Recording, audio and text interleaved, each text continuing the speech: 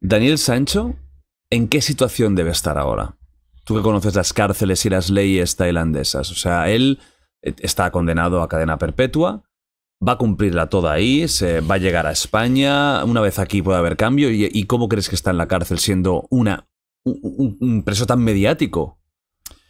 Los presos españoles que estaban condenados en Tailandia eventualmente siempre volvían a España. Pero es verdad que eran delitos menores.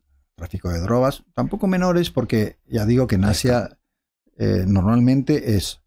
Antes hemos hablado de Singapur. En Singapur tú tienes una china de marihuana, entras en el aeropuerto con eso y es, o sea, pena de muerte.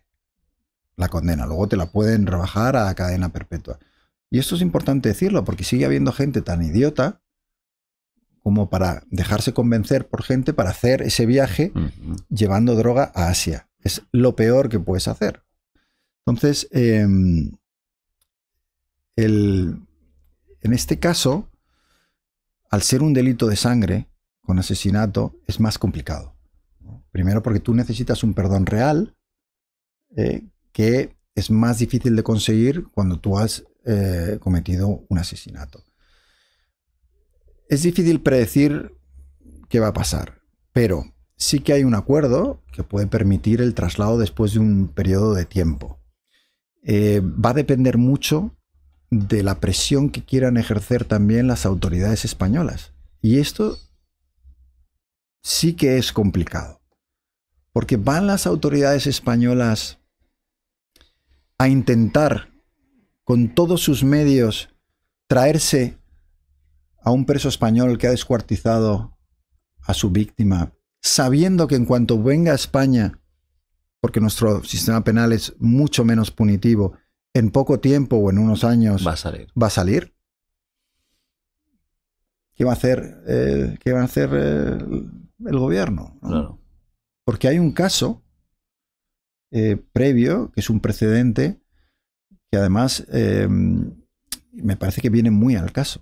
Y es el de Paco Larrañaga, que no te sonará, pero Paco Larrañaga fue un tipo español. Su padre era un pelotari vasco, vivían en la isla filipina de Cebú. Su madre era la hija de un expresidente de Filipinas. Y Paco Larrañaga, cuando yo era corresponsal, fue detenido por el asesinato de 2 hermanas. Asesinato y violación de 2 hermanas, con un grupo de amigos. Y yo me fui a Cebú. Y yo le visité en la cárcel. Y él me juró y me perjuró que era inocente. Yo me vi con los testigos. Ahí habían pasado cosas súper raras. El juez que lo condenó apareció muerto. Empecé a investigar y, bueno, escribí un reportaje para el periódico. Se llamaba El último de Filipinas, ¿no? Y después de publicar esa historia, las televisiones, igual que ahora, van en masa. Fueron en masa, el español acusado, y todos le daban por inocente. Es inocente, qué vergüenza, condenado a muerte, es injusto. Bueno, fue una movilización brutal, ¿no? En mi artículo, que yo me tuve que leer 1000 páginas de sentencia, yo exponía muchas evidencias que se habían demostrado que podían indicar que era culpable. O sea, era un poco como condescendiente. Ah, no, estos filipinos están juzgando a un español, pero no tienen ni idea de lo que hacen. No, yo creo que ahí hubo un juicio y fue condenado. Y esa presión mediática provocó, a su vez, que los políticos intervinieran. Yo recuerdo al presidente interviniendo, llegó el rey a intervenir y a pedir también que lo trasladaran a España. Hubo una campaña brutal, recogida de firmas, o sea, todo. Y eventualmente eso ocurrió. No cumplió su condena, lo trasladaron a España y hoy, lo último que supe es que estaba en régimen abierto, trabajando en un restaurante y demás, ¿no? Entonces, ¿por qué cuento esta historia? Pues se parece mucho, ¿no? La de Paco Larrañaga se parece mucho a la que se ha vivido en este caso. Y el gobierno tiene que decidir qué hace. sea, si lo abandona a su suerte, porque considera que el crimen es tan horroroso que no merece el esfuerzo diplomático de traerlo, o si por otra parte decimos, bueno, es un ciudadano español, independientemente de que sea culpable, vamos a hacer todo lo posible por traerlo. Y creo que eso va a ser muy decisivo en cuántos años pasa, que en todo caso van a ser unos cuantos, ¿eh? Eso seguro. O sea, y en la cárcel, al ser un preso mediático y español, ¿va a tener ventajas o inconvenientes? En la cárcel va a tener ventajas, sobre todo porque va a tener dinero. Y tiene una familia que le va a dar dinero. Y en una cárcel tailandesa, muchas veces los presos extranjeros son mejor tratados que los presos locales. Ujú. La diferencia que es, pues que la mayoría de los criminales locales no tienen un duro, o vienen de familias marginales, desestructuradas, y no tienen la capacidad de tener 400 o 500 euros al mes. Ujú. Con ese dinero, tú en una cárcel tailandesa te aseguras primero comprar tu seguridad. Te vas protegiendo. Cuando más dinero tienes, más seguridad tienes. Tú le das a los guardias una cantidad y ellos se aseguran de que no te pasa nada. Después la comida, el espacio. ¿Va a poder tener una celda más o menos individual, tú crees? Yo en varios casos de presos que he visitado, Ujú. y hay dos casos para mí clarísimos, ¿no? El de Paco Larrañaga que hemos contado tenía una celda increíble, porque su familia tenía mucho dinero. Pero increíble, o sea, que tenía de todo, tele y todo. Tenía de todo. Y le traían la comida de fuera. Y bueno, era. Joder. Sí, o sea, era otro nivel, o sea, lo que tenía, ¿no? En el caso de otros presos, por ejemplo, la anciana de la India, Ujú. ella tenía incluso, y esto lo conté en el reportaje que escribí, tenía incluso una asistenta que le Hostia. limpiaba la celda. ¿Por qué? Porque lo mismo. Tú estás Tenía en la India, una cárcel con 16.000 presos, pero de esos 16.000, la mayoría no tienen un duro. Y tú tienes un poco de dinero. Es verdad que ella tenía mucho carisma y se había ganado también a las otras presas y era como la abuelita y Vale. simpática y no sé qué. Yo creo que eso también influyó en que las condiciones para ella mejoraran, pero su celda era claramente, y el espacio que tenía, claramente mejor que unas celdas hacinadas horrorosas, ¿no?, que había en otros módulos. Entonces, el dinero es fundamental. Vale. Entonces, en este caso, yo creo que él no lo va a pasar bien.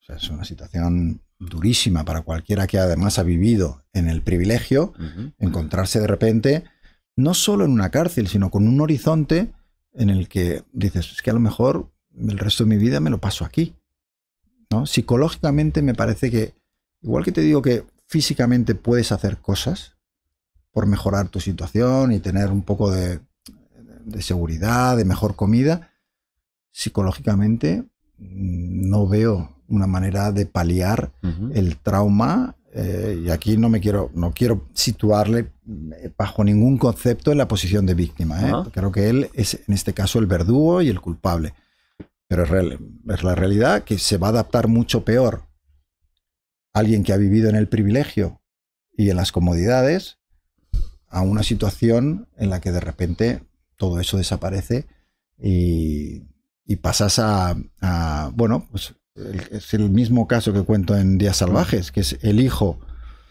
de una familia de banqueros españoles, una de las familias más ricas de España, que en una noche de borrachera salvaje en los años de la euforia de España provoca un accidente kamikaze y mata a su mejor amigo y a una cajera de supermercado que ha madrugado ese día para ir a trabajar. Y también aquí estamos en el caso de una persona, primero a la que se la intenta indultar, pero también a una persona que pasa del privilegio absoluto de una mansión en La Moraleja a una cárcel, a una celda que tiene el tamaño de lo que tenía su armario, Ujú. ¿no? Y una parte de Días Salvajes que a mí me interesaba contar es la transición y qué le pasa a alguien que está en esa situación, que pasa del privilegio máximo al miedo, a la desesperación, a la soledad, a una celda. Reflexiona sobre lo que has hecho, porque por ejemplo en Días Salvajes hay mucha reflexión sobre, de repente te das cuenta de que lo que has hecho está mal. ¿Le va a pasar eso a Sancho? o va a hacer lo que hacen a veces, ¿no? Los criminales, que es justificar de alguna manera, bueno, es que yo era una víctima porque estaban abusando de mí, no, vamos a ver, es que no hay ninguna justificación para matar y descuartizar, haberlo denunciado a la policía si tenías un problema con él, ¿no? Entonces es curioso que cuando escribía la novela, a la vez estaba el paralelismo con Sancho, ¿no? Yo decía, aquí hay ciertas similitudes en una cosa que además me parece muy importante, y es cuando tu familia tiene poder y tiene dinero y tiene influencia, ¿qué haríamos si nuestro hijo cometiera un error fatal? Eso es el primer gran dilema de la novela, de Días Salvajes. Es de repente decir, ¿utilizaría el poder y el dinero para ahorrarle las consecuencias de lo que ha hecho? ¿O lo utilizaría para librarle de esas consecuencias y conseguir, en este caso, un indulto o un trato de privilegio y demás? Y ahí es donde todos nos podemos poner en la situación de tanto del personaje como de Sancho, ¿no? Claro. Yo creo que todos intentaríamos que nuestro hijo, aunque hubiera cometido el peor de los crímenes, sufriera lo menos posible.